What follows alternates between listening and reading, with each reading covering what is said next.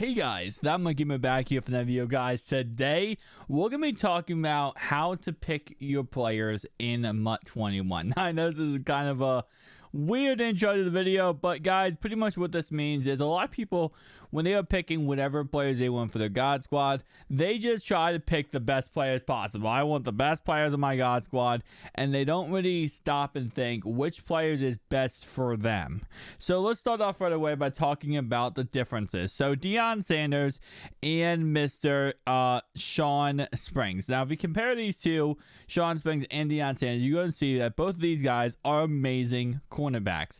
There's nothing that takes away from either of these guys in Deion Sanders or Mr. Sean Springs when it comes to the actual ability to play on the field. But what does change is what abilities they get. And I don't think a lot of people kind of break down and realize that, because Sean Springs is a zone coverage cornerback, and Mr. Deion Sanders and William Jackson, for a fact, is a man coverage cornerback. So what does that mean? Well, when you go ahead and look at these two, let's say you mainly run zone coverage, right? And you run a crap ton of zone. Well, if you run a crap ton of zone, what you're going to want is, out of these cornerbacks, is D'Angelo Hall. You're going to want Mr. Sean Springs, and you're going to want Troy Vincent. The reason why is because if we go ahead and look at Mr. Deion Sanders, in order to get deep out zone KO on him, it's going to cost me 3 ability points. Now, that applies to each of these. Flat zone is 1 ability point extra, is 2 ability points total. Mid zone is 2 ability points. Deep in zone KO is 3 ability points, so on and so on. But deep route KO is 3, medium route KO is 2, and then short route KO is 1 for Deion Sanders. So the concept is, if you run, you guys are going to see with D'Angelo Hall here, it's the complete opposite. If you run zone coverage, you want zone corners. If majority of your offense is zone coverage, you want zone corners. Because deep out zone KO right now on my man here is 2 ability points. That saves you a whole ability point from having a man coverage cornerback. And the same concept applies to mid-zone KO, and then, of course, mid-zone KO, and then flat zone KO. So, again, it's one of those things when you are picking your team, you have to think, okay, even if you're not going theme team-wise, if you just go my best players available, what type of defense do you run? Ask yourself this question: do I run man more, or do I run zone more? I love running zone coverage. So, if I love running zone coverage, I want cornerbacks that reflect zone coverage and are better at zone and the zone corners. Now, again, the reason why is because we're looking for ability points. So, like, for example, if I put, medium route KO on this guy right here, D'Angelo Hall, he might be amazing, right? But let me go ahead and put deep route. Deep route is 4 ability points. 4. That's an extra ability point. So, let's say I have 4 zone corners, and I'm running, deep route KO on them. I can't even run on all of them. If I had this on, what's his name? But if I had this on all man corners, I could run 4 corners with man KO. So that's just a little key tip for your cornerbacks. Make sure you're selecting corners based on what you actually like to run on defense. I know a lot of people just like your best player available, and that is not a bad idea. But, there's a lot of players who are like couple 98 overall corners. Just take a look and see what you run, and then kind of go on from there. So let's talk about offense next. So running backs is very, very important. Power back, we have receiving back. Now, a power back, if we look at him, obviously now when it comes to halfbacks and wide receivers, I feel like there's just certain things that simply players do not get if you're not a certain archetype. So, for example, a bruiser back is something that a power back will get. That's something that in a receiving back will simply not get. So it doesn't matter if you are the best receiving back 99 overall in the game, you're just not going to receive certain abilities because of the fact that you are not a power back.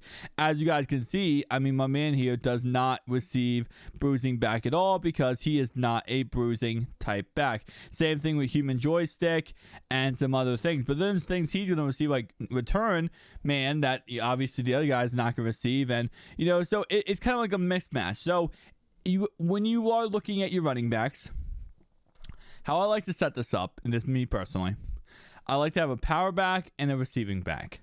I like to have somebody who I know is going to get some receiving abilities, so I can put them on this guy. And I like someone who's a power back who I can actually have, you know, with Bruiser or what's called, not Armstrong. I can't think right now for some reason. Bruiser or I literally just said the armbar. That's what I was trying to say. Even though Bruiser is technically just armbar and Bulldozer combined, but like I like to have abilities where I can actually, you know, put Bruiser on a running back. So again, just keep in mind whenever you're looking at running backs, same concept applies. There is different types of running backs. Receivers, we have what's called deep threats. We also have route runner. We also have slot receivers. And I actually have physical. I have all the different types right here to show you guys. But pretty much, if you break this down, how these work is that depending on what type of archetype it gets, it actually changes a lot. So first off, some receivers like halfbacks don't even receive certain abilities because of their archetype. So some don't at all. Some of them do, and then some of them do at very low levels. So I'm gonna go ahead and bring this up real fast. Hopefully I have this still saved on my computer here. I should. But what we're gonna bring up, guys, is actually hang on. I think let me see if I have this saved real fast. I should. But what I'm going to talk about, guys, is pretty much, like I said, certain receivers actually go ahead and, yeah, here we go. I'm going to bring this up on the screen, guys. Give me 1 second so we can take a look at this. Because we looked at this a little while ago. And it's a really good breakdown of receivers. So let me see. Alright, so where is my display capture? Here we go. So here's what we have for receivers, okay? So we're going to just break it down like this, okay? So we have deep threat, physical, route runner, slot, and returner, right? As you guys can see, if we go out to the one we actually care about, right? Playmaker, for example, right? If you want playmaker on your receiver and you said playmaker is very important to you, well, guess what? If you get it on, you know, like, for example, a deep threat receiver, it's going to need 97 overall and 96 awareness, where on a route runner, it only needs 95 awareness, and that's it. You don't even need that. And you guys can see ability points wise, it does cost 4 across the board for playmaker because it is a very OP ability. But again, it's going to take less to go ahead and get it. 98 overall for a slot receiver, and then 98 overall for a returner. So again, depending on what you like to run, because there's certain people who love certain abilities. I mean, they have all these abilities in the game for a reason. If half the community said I would never running these, 99% of the community said we're never running certain ability, EA wouldn't put it in the game. They're putting these abilities in the game because people are running these abilities, and some people love certain abilities, some people hate other abilities. So with that in mind, wide receiver Apprentice is another ability that a lot of people love, and you guys can see across the board it is 3 or 2 ability points depending on what kind of receiver you have. So if you're like, hey, I love wide receiver Apprentice, I want to run it, well, you might be wanting to start looking for receivers that is simply have the archetype of archetype where am I? Let's see, Apprentice. Here we go. That had the archetype of route runners and slot players are the 2 type of players that have it at the least amount of ability points. So you kind of want to start looking for those players because those players are going to give you the best when it comes to breaking down, okay, I want this type of ability. I want to run it. Well, in order to get the most ability points possible for your offense, you're gonna want to have, that guy. You want to go have a player like that in your lineup. And again, like I said, guys, it goes on for every single position group, not just cornerbacks or halfbacks, wide receivers too. And the same concept applies right here, as you guys can see, through Bulldozer and then grab and go. It lays a human joystick. I mean, literally, physical receivers don't even get human joystick. So if you want human joystick, you think it's OP as heck, it is very expensive at 8 ability points. Route runners and physical receivers do not even get it. So you would be missing out on it completely if you do go ahead and do that. So let's go ahead and take a look at some other position groups. Like I said, guys, tight ends are the same exact concept. tight ends, for example, you guys can see that matchup nightmare, for example, blocking tight ends don't even get that. Tight end Apprentice, 95 overall for blocking.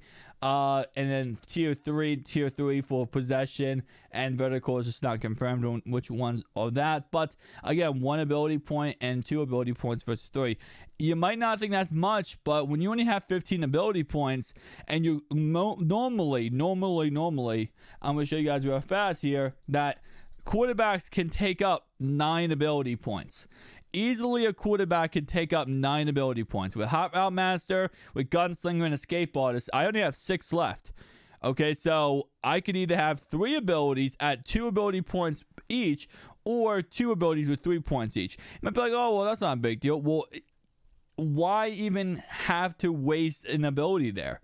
Why not just have 3 abilities? Because you have the receivers that, based on what archetype that you like to run, what system you like to run, right? So it is one of those things. And again, like I said, I do have a possession and have 2 vertical tight ends here, but it's just a little breakdown, guys. Hopefully this video did help you out and kind of helped you kind of learn more about this. I definitely think this is important to learn more. You know, it's important to really break down to see, okay, like, what should I run on my team, you know? And same concept applies to it's linebackers, I think it is. Pass coverage. Yeah, this is linebackers. So same kind of concept. Speed rushers, obviously something a lot of people like, and it does make sense. Now, of course, pass coverage linebackers is the only one who are going to receive acrobat, bench press, chuck out, flat zone KO, that kind of stuff. But going down here, run stuffing, like I know run stuffer a lot of people like to run. You guys can see 95 block shed is needed for 2 of them to get run stuffer. So again, just tackling supreme, same concept. Under pressure, edge that elite, run stuffers and pass coverage guys don't even get edge that elite. So just one of those things where, you know, if you want edge that elite, you're gonna have to go ahead and get a power rusher or a speed rusher. El Toro, pass coverage guys don't even get it. And then they get a different ability point. So, guys, again, like I said, just a quick video, just trying to help you guys out. I know we ran a little long here, 12 minutes, but I wanted to go ahead and explain as much as humanly possible to you guys. Because I get comments all the time like, who should I select? Who should I have on my team? What's the best player to select? There is no best team in Madden, ever. Everything is geared toward how you play as a person, as a player. If you like to run zone every single play, then zone coverage players are your best players. You like to run man every single play, then your best players are man coverage corners. If you like to run zone and man, hybrid players are your best players to run. It's a mix of all that, guys. And if you like to go ahead and you like to run a 3-4 and be heavy in the box, run stuffing is your guys to go with. Guys, hope this video helped you out. I'll see you guys in the next one. Peace out.